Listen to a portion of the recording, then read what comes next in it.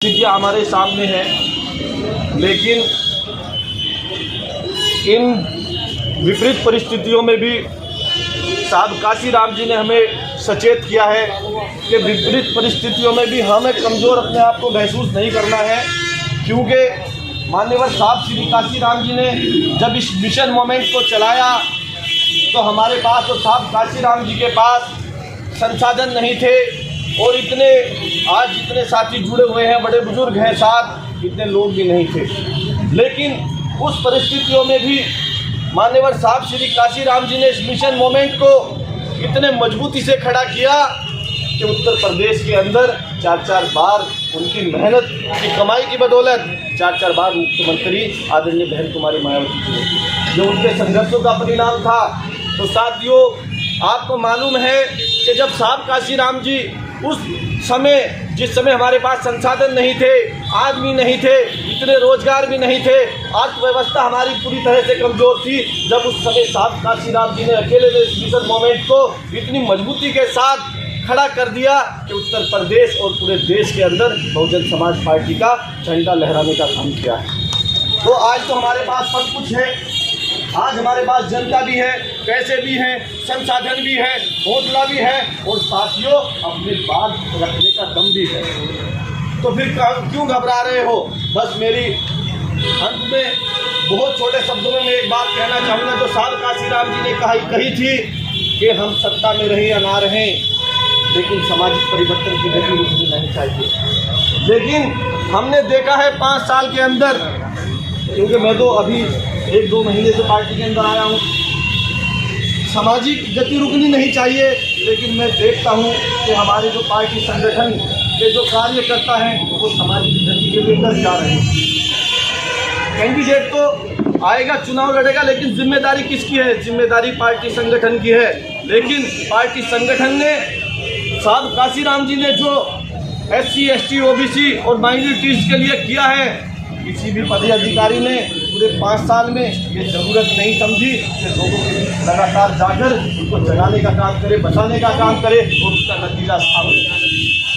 आज हम साहब काशीराम जी के जन्म दिवस पर इकट्ठे हुए हैं। समय का भाव है, लेकिन फिर भी 2 मिनट रुकूंगा नहीं बिल्कुल भी।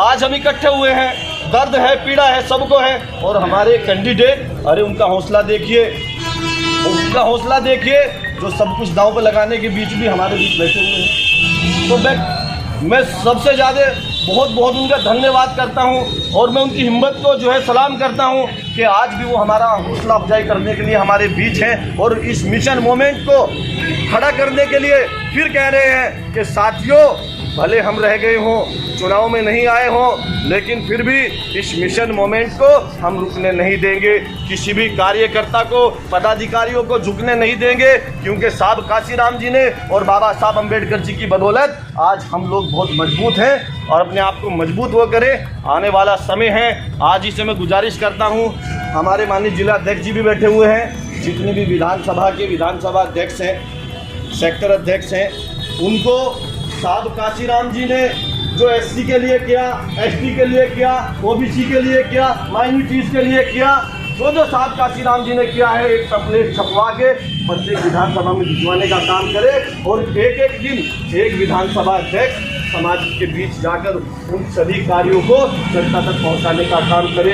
एक बात ही, जो आदरणीय बहन कुमारी मायावती जी ने 4 बार के शासन काल में किया है, चाहे मुस्लिम समाज के लिए क्या हो, चाहे SC, ST, OBC समाज के लिए क्या हो, ऐसा नहीं है, ऐसी कोई सी भी पार्टी नहीं जिन्होंने सर्व समाज को साथ लेकर सर्व समाज को सम्मान और अधिकार देने का काम किया।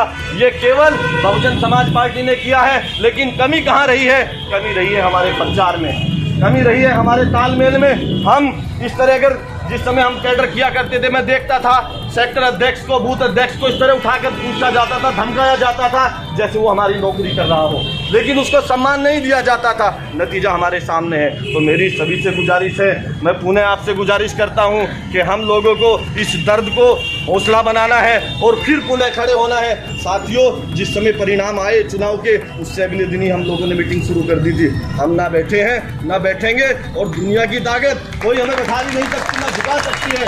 बस आपके हौसले के, आशीर्वाद की और आपके साथ की ज़रूरत है।